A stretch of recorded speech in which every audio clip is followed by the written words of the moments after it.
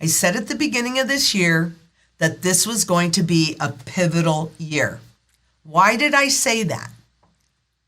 Because in 2023, the Libor is supposed to go away. And the SOFR, the new interest rate benchmark, is supposed to be in place.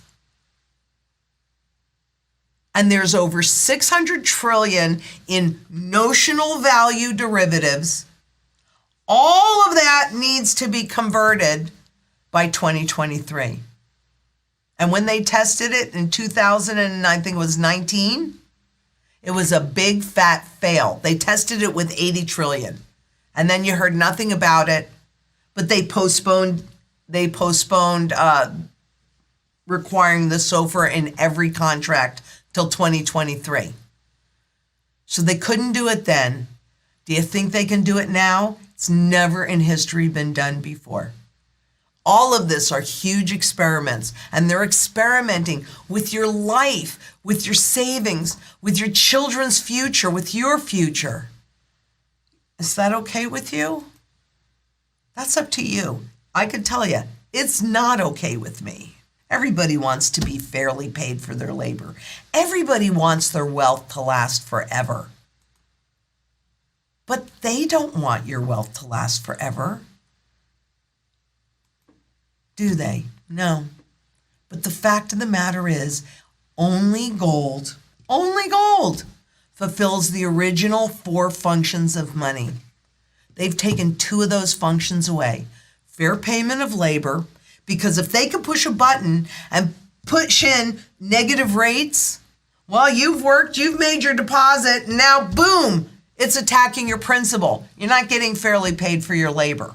It's bad enough that inflation is eroding that. That's why it's not a store of value. Not a store of value. But they're taking both of those out. So all this new money is a tool for accounting and a tool of barter for trade. That's it.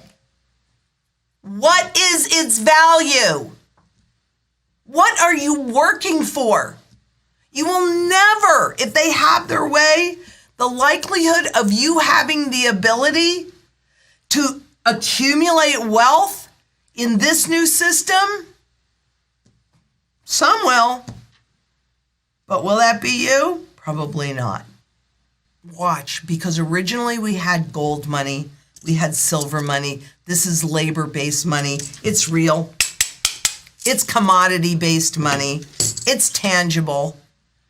And it's used across the entire global system, economic system, art, food, manufacturing, everything. It is in your control. You hold it, you own it, runs no counterparty risk. Your privacy. It's out of the system, as we saw on the money flower. Then they transitioned us to the Federal Reserve note. This thing. It's a debt-based system since 71. It's in their control because interest rates were the way that they controlled the rate and speed of inflation. Now we've been anchored at 0. This is why and there's no purchasing power left. This is why they have to change. But at least if I have this in my pocket, it's still private. Doesn't protect my purchasing power.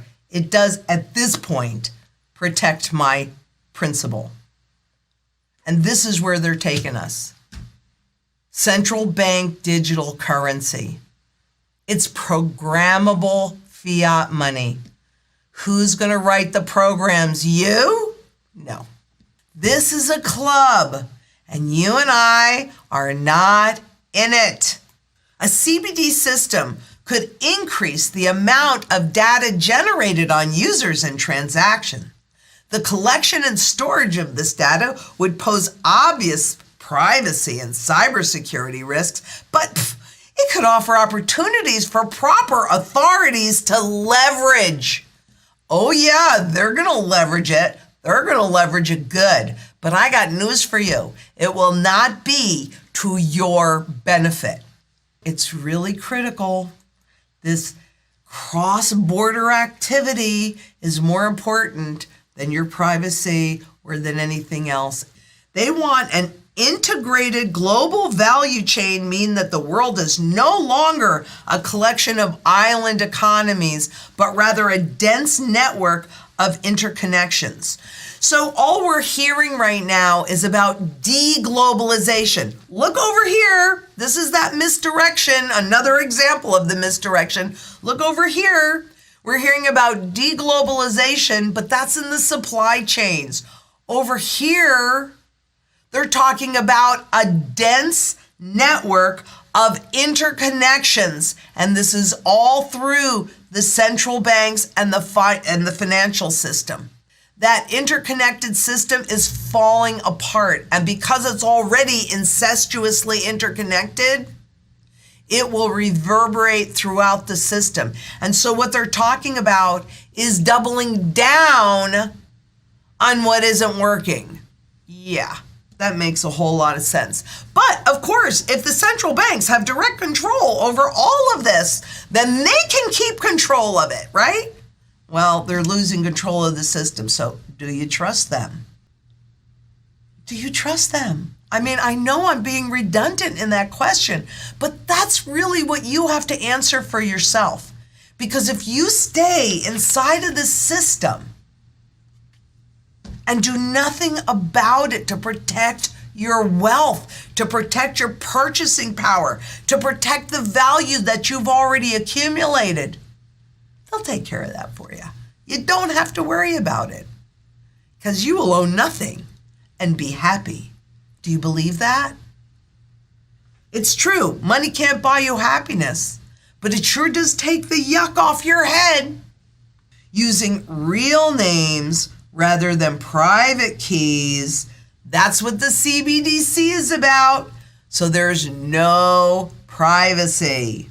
They'll keep talking about, though, how important that privacy is, so they get you to think that they actually give a crap about your privacy, but they want to know everything. We've been shown over and over and over again how our governments and how our central banks have collected data on innocent citizens.